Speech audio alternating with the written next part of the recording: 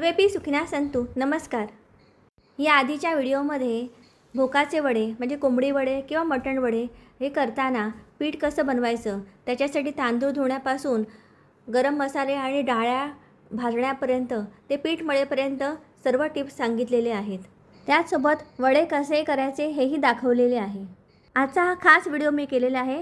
वडे थापटायचे कसे, ते थापटताना त्यांची जाडी कितपत ठेवायची आणि ते तळायचे कसे जेणेकरून ते टम्म फुगतील.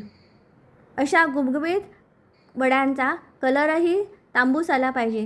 ते काळे कुळकुळीत न होता छान रंगाने आणि दिसायलासुद्धा रेखीव दिसले पाहिजेत. ही सगळी माहिती मी आता सांगत आहे. जेव्हा आपण वडे करायला कढई ठेवतो तेव्हा तेल हे अतिशय भरून कढई ठेवायची नाही किंवा कमी पण ठेवायची नाही.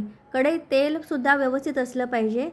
आता इथे निम्म्यात कढई आहे तेवढं निम्मं असं तेल मी यात टाकलेलं आहे.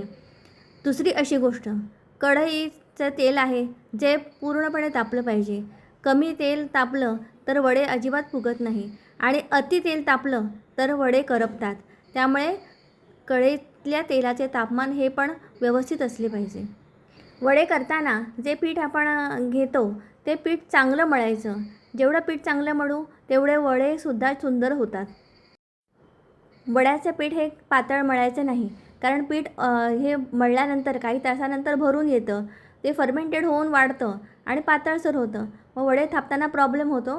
हे कढईत टाकताना ते लांबुडके होतात. त्यामुळे आधीच घट्टसर पीठ मळलं ना की आपल्याला हवं तसं पाणी घेऊन ते व्यवस्थित परत मळता येतं. त्याही मी कढईत जेव्हा वडा टाकला तर ते टाकल्यानंतर लागलीच झाऱ्याने किंवा आपल्याकडे स्टिक आहे त्याने उलटायचं नाही. तो टाकल्यानंतर तो व्यवस्थित शिजल्यानंतर आपोआप वर येतो. जेव्हा तो वर येतो त्यानंतर त्याला थोडंसं प्रेस करायचं आणि जर तो एका साईडनेच फुगून वर आला, अर्धी साईड फुगली नाही, तर जिथे जी जागा फुगलेली आहे त्या ठिकाणी या स्टिकने किंवा झाऱ्याने दाब द्यायचा की तो सर्व बाजूने फुगून येतो. इथे पीठ इतकं छान असल्यामुळे मला अजिबात काही त्रास झाला नाही. हे वडे आपणहून फुगत आहेत. आता मी वडे थापताना काय करायचं ते सांगते. सर्वप्रथम ना हाताला पाणी लावून घ्यायचं आणि लाडवा एवढा गोळा घ्यायचा. व्यवस्थित हाताने मळून घ्यायचा. रुमालालासुद्धा परत एकदा पाणी लावून घ्यायचं आणि हा गोळा थापायचा. कडाला क्रॅक पडता कामा नये म्हणून मी या पद्धतीने वडा बनवते. त्याच्यानंतर बोटाच्या साहाय्याने पुरीसारखा आकार द्यायचा. पुरीपेक्षा थोडासा जाड केला पाहिजे आणि नंतर हे बोटांचे ठसे दिसता कामा नये म्हणून परत एकदा पाणी लावून युनिफॉर्म लेअर करायचं आणि एकदा बोटाला पाणी लावायचं आणि मध्ये होल पाडायचा.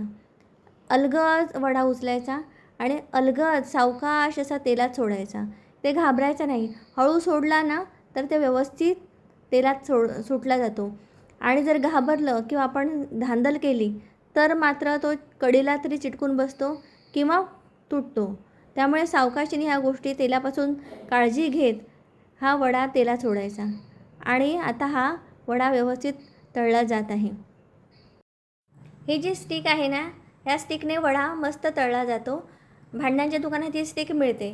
झाऱ्यापेक्षा ही स्टिक बरी, कारण वड्याचं जे एक्सेस तेल आहे ना त्या स्टिकमुळे व्यवस्थित गळून पडतं. तेवढं झाऱ्याने निथळत नाही. पितृपंधरवड्यात किंवा श्राद्धाला जे वडे करतात ते काकडीचे असतात आणि ते गूळ टाकून गोड करतात. ते खिरीबरोबर खातात. त्या वड्यांना भोग पाडत नाही, त्यांना घारगे म्हणतात. या वड्यांना भोग पाडायचं असतं आणि हे तिखटाबरोबर खातात म्हणून यांना भोकाचे वडे म्हणतात.